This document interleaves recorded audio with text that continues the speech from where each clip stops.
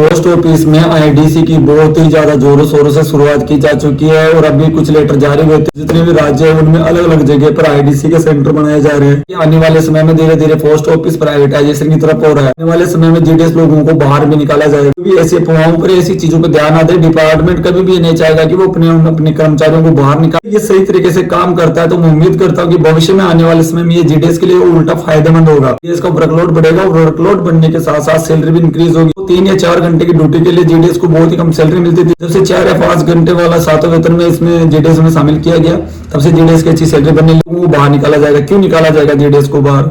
GDS तो वैसे भी ऑलरेडी निजीकरण वाली लाइफ ही जी रहा है। पिछले 70 साल से जीडीएस के विभागीय कर्मचारी थोड़ी ना है जो उनको बाहर निकाला जाएगा।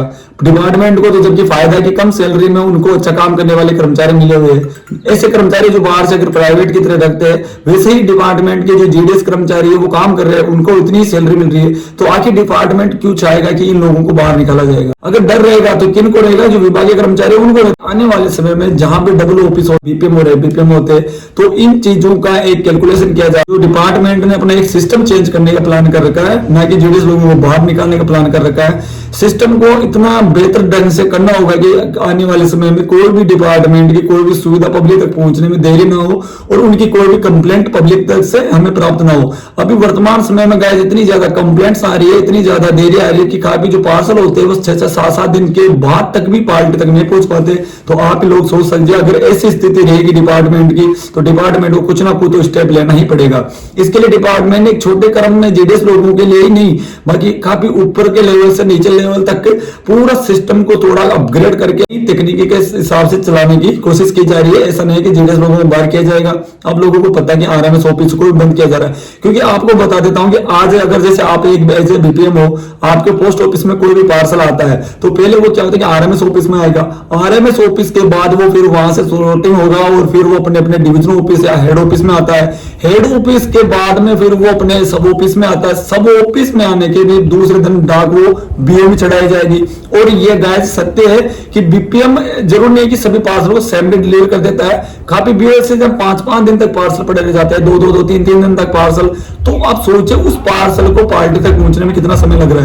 अगर हमें कंपटीशन में उतरना है तो इसको थोड़ा अलग तरीके से काम करना होगा। पार्सल वगैरह होंगे उनके एक सेंटर बनाए जा रहे हैं, ठीक है, फिक्स कर दिया गया ऑल इंडिया में। यहाँ लिस्ट में आप देख सकते हो कि ये मैं जो बता रहा हूँ आपको, ये सेंटर इसीलिए बनाए जा रहे हैं और आरएमएस का काम यहाँ से ही खत्म हो जाएगा। तो आंध्र से, आसाम, बिहार, राजस्थान सभी जगह से। तो गाइस जिस प्रकार आईडीसी के सभी सेंटर कंप्लीट हो जाएंगे तो कोई भी डाक अगर आएगी, मान के चलिए किसी पार्टी की डाक आती है, वो डायरेक्ट आईडीसी सेंटर आएगी। आईडीसी सेंटर से वो डायरेक्ट जितने भी डिवीजन ऑफिस है, हेड ऑफिस है, वहां पहुंच जाएगी। अब इस सिस्टम को इतने चेन में रखा गया है कि वहां से डाक ना तो एसओ में जाएगी, एसओ में जाने बीओ में न जाएगी, यहां से फिर एबीपीएम की ड्यूटी होगी और एक एबीपीएम को लगभग 15 ऑफिस से संभाले जाएंगे, जहां से वो डायरेक्ट डाक को उठाकर वहां, चाहे उनमें बीओ भी शामिल है और एसओ भी शामिल, सेंटर से सी में डिवीजन ऑफिस और या हेड ऑफिस और वहां से डायरेक्ट बीओ में जाएगी। पूरा सिस्टम पूरे डाक चढ़ाने का सारा सिस्टम से थोड़ी स्पीड रहेगी, कोई भी पार्सल आने में देरी नहीं होगी और फिर बीपीएम को भी कहीं डाक लेने के लिए जाने की आवश्यकता नहीं है और डाक लेके आने की भी आवश्यकता नहीं है। जब डाक लेके जाने की और लेने की आवश्यकता नहीं रहेगी तो जितने भी डबल एंड बीओ है उनको सिंगल एंड किया जा रहा है। और राजस्थान में तो बहुत ज्यादा प्रोसेस इस चीज का चल रहा है। काफी जगह से बीपीएम पद को हटाया जा रहा है। जो बीपीएम है वो अपनी जगह पर निर्धारित रहेंगे। कुल मिलाकर आप ये सोच लीजिएगा कि डिपार्टमेंट धीरे धीरे डिलीवरी सेंटर अलग किया जा रहा है और डिपार्टमेंट का जो भी और वर्क है जिसमें अकाउंट वगैरह, बीमा, इंश्योरेंस जो भी है, उनका जो भी ऑफिशियल वर्क है वो अलग रहेगा और डिलीवरी वर्क वो लगभग अलग रहेगा। कर्मचारी वो रहेंगे, फेर बदल किया जा रहा है, एडजस्ट किया जा रहा है। और डिपार्टमेंट प्राइवेटाइजेशन का कोई भी अभी तक प्लान नहीं है,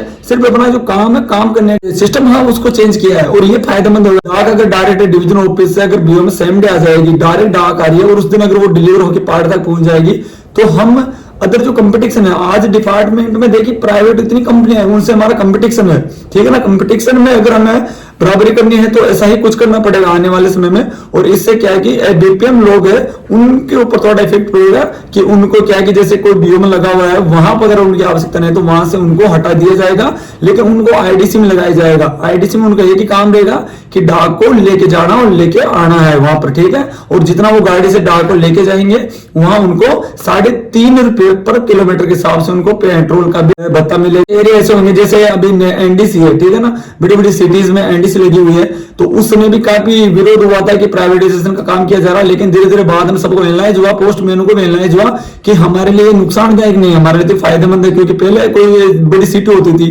विभाग की जो पोस्टमैन होता है, तो वहां पर क्या कि एनडीसी के सेंटर, नोडल डिलीवरी सेंटर बनाए गए थे, और जब नोडल डिलीवरी सेंटर नहीं थे तो पोस्टमैन के पास इतनी डाक आती थी और उनके साथ पार्सल भी आते थे, तो वो पार्सल 2 से 3 या 4 दिन तक भी पड़े रह जाते थे, जिसके कारण उनकी कंप्लेंट ज्यादा आती थी। अब जिन जिन ऑफिसों में आप खुद एनालाइज करेंगे कि बड़ी बड़ी जो सिटी है, दिल्ली है, जयपुर है, कोलकाता, ऐसे बड़े बड़े जो सिटी है जहां एनडीसी लगी हुई है, उन एरिया के अगर पोस्टमैन से आप जाके पूछेंगे तो वो अब ये कहते हैं कि हमारे लिए तो फायदेमंद वाली चीज है। फायदेमंद वाली चीज इसलिए कि उनके पास आप पर्याप्त सिर्फ आर्टिकल ही आते हैं, अगर पार्सल या कोई भी काम होता है तो अगर उस एरिया में एनडीसी का सेंटर आता है, पोस्टमैन लगेंगे, वो वहां अभी जैसे नई दिल्ली वैकेंसी आई थी, उसके अंदर एनडीसी की अलग से पोस्ट है। ऐसा नहीं कि एनडीसी को बाहर के लोगों से लिया जा रहा है, ऐसा कुछ भी नहीं है। जो पोस्टमैन में प्रमोट होकर गए थे तो वहां पर किसी को एनडीसी ऑफिस मिला है तो उनको डायरेक्ट वो काम रहेगा, वहां से पार्सल लेना और पार्सल को जो भी एरिया होगा उसमें पर किलोमीटर के हिसाब से डिलीवर करके वापस आना है। और जो पोस्टमैन लगे थे उनको पोस्टमैन का काम है। अभी भी कुछ बड़ी सिटी में भी कुछ ऑफिस ऐसा है जहां पर एनडीसी का नहीं है, तो वहां पर पोस्टमैन की हालत खराब है, तो अब वो खुद चाह रहे हैं कि हमारे इस एरिया में भी एनडीसी लग जाए। तो आने वाले समय में ऐसा होगा कि जहां आईडीसी लगी हुई है ना, तो खुद जहां नहीं लगेगा, जहां उनका एरिया नहीं आएगा आईडीसी का, तो वहां कोशिश करेंगे वो लोग कि हमारे एरिया में आईडीसी डिपार्टमेंट जब भी कोई चीज लाता है हमारे फायदेमंद के लिए लाता है, बस थोड़ा एक्टिव होकर हमें करना होगा। अपग्रेड हर चीज होती है, ये भी एक अपग्रेड हो रहा है, किसी भी जेडीएस को नुकसान नहीं होगा इससे। आने वाले समय में आप सोचिए अगर बड़े बड़े सेंटर बनेंगे वहां जेडीएस वर्क करेंगे, वर्क थोड़ा हेवी होगा, अगर वर्क ज्यादा होगा तो ड्यूटी होर्स भी आपका बढ़ेगा। आने वाले समय उम्मीद करता हूं कि 8 घंटे की ड्यूटी आपको मिल जाएगी इस एनडीसी आईडीसी के सारे। तो नेगेटिव से पॉजिटिविटी भी हमें सोचना चाहिए, जरूरी नहीं कि इससे जेडीएस लोगों को बाहर निकाला जाएगा, और ऐसा कोई प्लान भी नहीं है डिपार्टमेंट का। हाँ, इतना जरूर है कि बीपीएम को तो वही रहेंगे, लेकिन जो एबीपीएम है उनको जहां आईडीसी में उनको लगाना पड़ेगा वहां उनको एडजस्ट कर सकते हैं, जहां आवश्यकता नहीं है कि यहां पर तो बिल्कुल भी। अगर कुछ ऑफिस ऐसे होंगे जहां की मान के चले डबल हैंड बीओ की आवश्यकता हो, वहां पर उनका वर्क देखा जाएगा। अगर वर्क अच्छा होगा तो वहां से एबीपीएम को नहीं हटाया जाएगा, लेकिन जहां वर्क कम है तो वहां से एबीपीएम को डेफिनेटली हटाया जाएगा और उनको आईडीसी में लगाया जाएगा। आईडीसी में बीट भी होती है, आने वाले समय सब अपग्रेड होगा। ये तो एक रूट वाला वो सिस्टम था कि अगर वहां से डाक लेना, 15 ऑफिस आते हैं तो 15 ऑफिस उसमें बीओ सब है, वो एक रूट में जाएंगे डाक देते हुए और शाम को डाक को लेते हुए वापस आएंगे, उनकी वही ड्यूटी रहेगी। और बीट सिस्टम में होगा कि आपको एरिया भी मिलेगा जहां ज्यादा डाक वगैरह आएगी तो उनको 2, 4, 5 गांव जो भी होगा डिपार्टमेंट खुद डिसाइड कर लेगा, खुद एरिया बना लेगा, और उसका आने वाले समय में बीट भी यहां पर आईडीसी के द्वारा डिलीवर की जाएगी, स्टार्ट हो जाएगी। और इससे देखिए फायदा क्या हो रहा है, डिपार्टमेंट के उन सब ऑफिसों को भी फायदा है। आपको पता है कि आपके जो एसओ है, जहां से अगर आप डाक ले रहे हो ले जा रहे हो, तो वहां के पोस्ट मास्टर को क्या है कि जहां वहां पर लोकल काम ज्यादा रहता है ना, अकाउंट वगैरह और भी फाइनेंशियल काम ज्यादा रहता है, और बीच में अगर 15-20 अगर बीओ वहां लगे हुए है तो उनकी डाक चटाना, रिटर्न लेना, डाक डिलीवर करना, तो ये एक मेंटेन नहीं हो पाता ना वर्क, उससे काफी डिपार्टमेंट को भी दिक्कत आ रही थी। तो अगर वहां पर आईडीसी लग जाएगी तो फिर ऐसे ना तो बीपीएम को ऐसे में जाने की जरूरत है, ना वहां डाक चढ़ाने की जरूरत है, डायरेक्ट डाक अपने हेड ऑफिस से चढ़ के डायरेक्ट बीओ में आएगी और सेम डे या दूसरे दिन तक आराम से पार्सल डिलीवर होंगे, तो ना कंप्लेंट आएगी कोई पार्टी की। थोड़ा अपग्रेड हो रहा है और बाकी कुछ भी नहीं है। देख सकते हो कि ये लिस्ट जारी होती है, इतने सेंटर आने वाले समय में लगेंगे।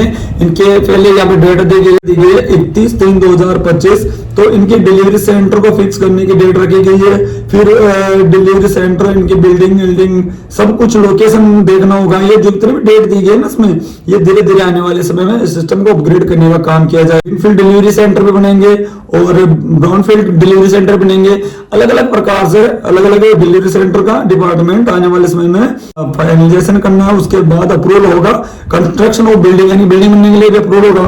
बड़ी बड़ी सेंटर बनेंगे, आने वाले समय लगेगा, लेकिन एक बहुत ही अलग तरीके से अलग लेवल से डिपार्टमेंट ऑफ पोस्ट इंडिया की एक अलग पहचान होगी इससे। और जेडीएस लोगों को कोई घबराने की आवश्यकता नहीं, किसी भी जेडीएस लोगों को बाहर नहीं निकाला जाएगा। और रही बात दूसरी प्राइवेटाइजेशन, तो जेडीएस तो ऑलरेडी भी वैसे भी प्राइवेटाइजेशन की सैलरी में ही काम कर रहा है, तो इनको इतनी ज्यादा दिक्कत लेने की आवश्यकता नहीं है। इतना जरूर उम्मीद रखिएगा कि आपको बाहर नहीं निकाला जाएगा। डिपार्टमेंट क्यों निकालेगा आपको बाहर, क्योंकि उन्हें पता है कि जेडीएस कम सैलरी में अच्छा काम कर रहे हैं, डिपार्टमेंट को अच्छी सेवा दे रहे हैं। आने वाले समय में इससे अगर हम अच्छा करेंगे, बेस्ट करेंगे, तो आने वाले समय में जीडीएस के लिए भी अच्छा दिन आने वाले या वर्कलोड बढ़ेगा तो आपकी सैलरी इंक्रीज होगी। और उम्मीद करता हूं कि पिछले 70 सालों से या इससे ज्यादा सालों से भी जब से डिपार्टमेंट स्थितियों में आया है तब से जीडीएस लोगों को कम सैलरी मिलती है और काफी नियम है जो जीडीएस के लिए बहुत ही नुकसानदायक हो रहे हैं। नियम हट जाए और आने वाले समय में विभागीकरण का दर्जा अगर जीडीएस को मिल जाता है और भी अच्छी बात है।